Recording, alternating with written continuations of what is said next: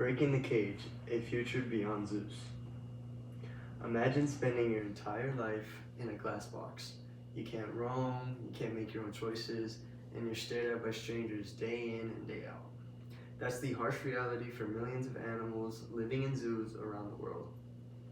While zoos may be marketed as places of education and conservation, the truth is far more disturbing. Traditional zoos don't protect wildlife, they exploit and confine it. After researching the works of experts Dr. James Burrell and the editors of Britannica, it's clear that the harm caused by zoos far outweighs any supposed benefit. Today, I'll show you why we must stop supporting traditional zoos and instead invest in ethical wildlife alternatives. First, I'll explain the harm zoos cause. Second, I'll introduce a practical and ethical solution. And third, I'll show how this alternative is both realistic and necessary. I want to begin with the reality of zoo environments. Most animals in zoos don't live in environments even close to their natural habitats.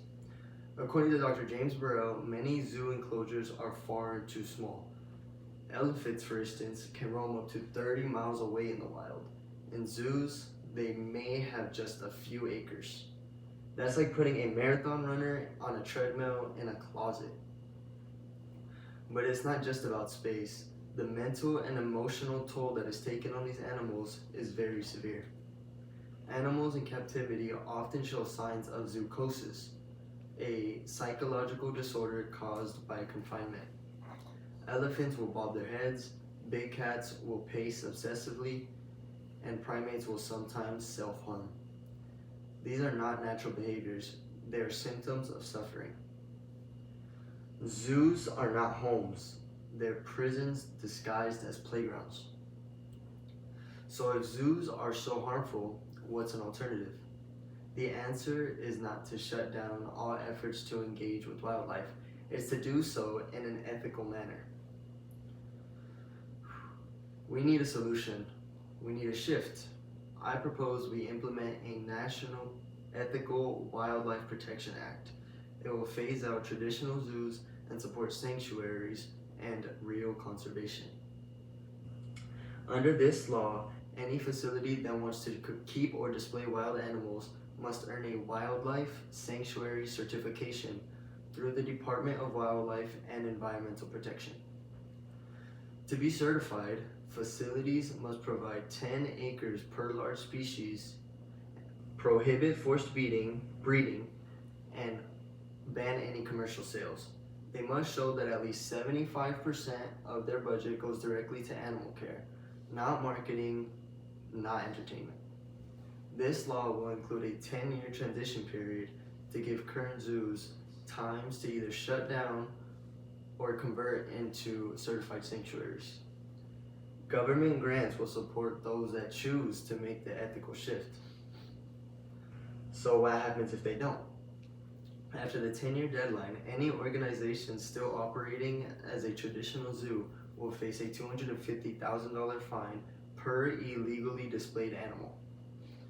Repeat violations could mean permanent closure, animal rescue operations, and even criminal charges. This act will also establish a national wildlife conservation fund, supported by taxes once collected from zoo admissions, and these funds will now go to real conservation and public education.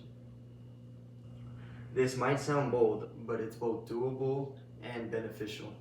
So now let's imagine what a future could look like with my policy. Picture a certified sanctuary. Instead of cages and concrete, you walk through open, natural spaces where animals live peacefully with dignity and freedom. No more pacing, no more zoochosis, no more glass boxes, and no more forced performances. With natural behaviors restored, animals' mental and physical health will drastically improve. This isn't fantasy. Ethical sanctuaries already do exist, and they do work.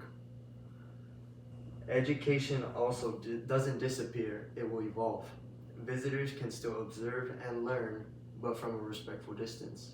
Online programs can even bring sanctuary experiences to classrooms worldwide. and expanding access while protecting animal welfare. Best of all, conservation efforts improve when animals are protected in their natural environments. Biodiversity thrives. Instead of breeding animals for display, we invest in preserving species in the wild. This isn't just good for the animals, it's good for us. Children will be raised with empathy towards animals, and they will become adults who understand respect and responsibility. We build a society that values animals' lives, not just for entertainment. So let's be honest, traditional zoos are no longer justifiable. They harm the animals we claim to love and mislead the public into thinking captivity is conservation. Today I've shown that zoos cause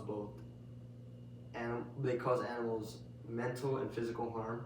Ethical sanctuaries offer practical and humane alternatives, and that this transition is not only possible, but better for both animals and society. Here's how you can help make it happen.